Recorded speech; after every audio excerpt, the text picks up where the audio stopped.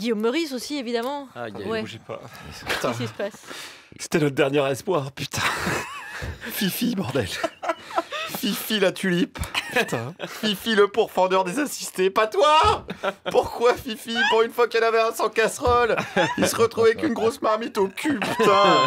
Tout ça à cause de ta bonne femme, Fifi. Putain. Tu savais qu'il fallait se méfier des bonnes femmes, bordel. Une galloise en plus.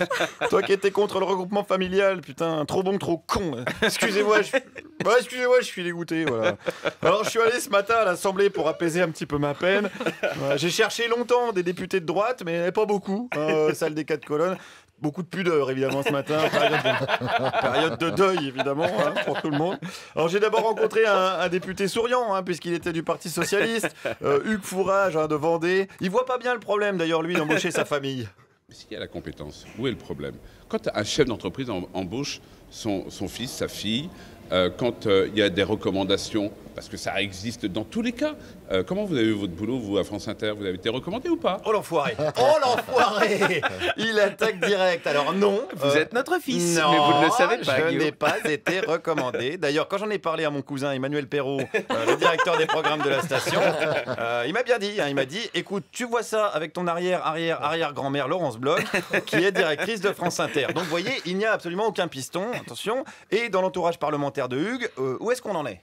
Moi, j'ai mon fils qui travaille à mi-temps pour moi, mais il a bac plus 5 en droit. Et puis, Il a fait une lettre de motivation, il vous a envoyé le CV. le CV, je le connaissais. Est-ce qu'il a passé un entretien? Ah, il a passé un entretien très serré. C'est vrai? Oui. Bah évidemment oui, vous croyez quoi? À mon avis, il était en ballottage avec un fils d'ouvrier et une fille de concierge. Il lui a dit, Hugues, à son fils, si tu débarrasses pas la table, le poste, je le refile à la petite Martinez.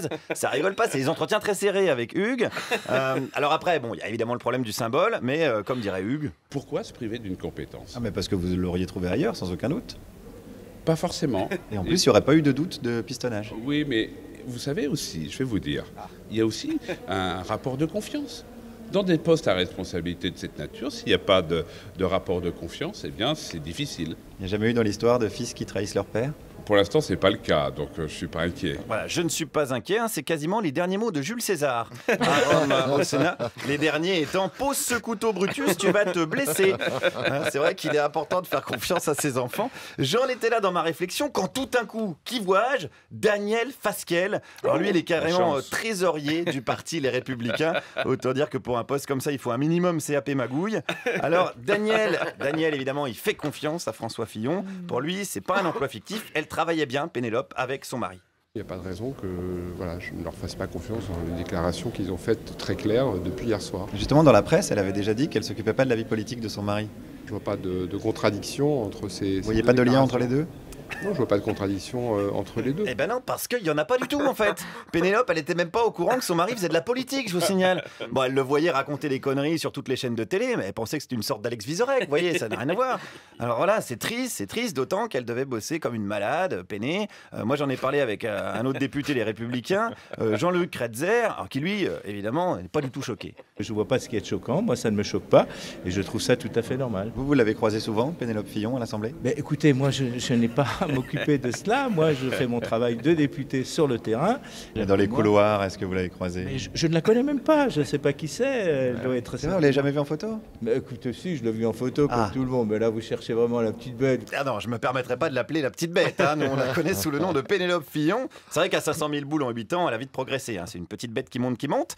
Alors, Jean-Luc, est-ce qu'il est choqué? Bah non. Hein. Mais est-ce qu'il a embauché des gens de sa famille?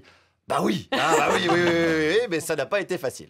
J'ai dû me battre, je dis bien me battre, pour convaincre mon fils de venir travailler avec moi. Ah oui, carrément, il voulait pas. Il voulait pas, bon. Pourquoi il voulait pas alors? Mais parce qu'il voulait pas, effectivement, parce qu'il craignait que des amalgames soient faits et autres. Ah bah mince, oui, du coup, il y en a. Et je peux vous dire... Ah non, il y en a pas. Pardon, il y en a pas.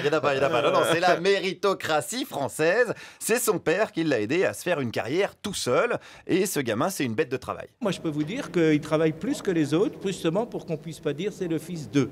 Il travaille le samedi quand il le faut, il travaille entre midi et 2, il travaille les jours fériés, parce justement qu'on puisse jamais dire c'est le fils d'eux. Donc là, vous l'exploitez en fait. Non, je ne l'exploite pas, mais il le fait volontairement. Voilà. Voilà, la servitude volontaire Ça, c'est ou la dur. maltraitance familiale à l'Assemblée nationale, ça fera l'objet d'un autre reportage.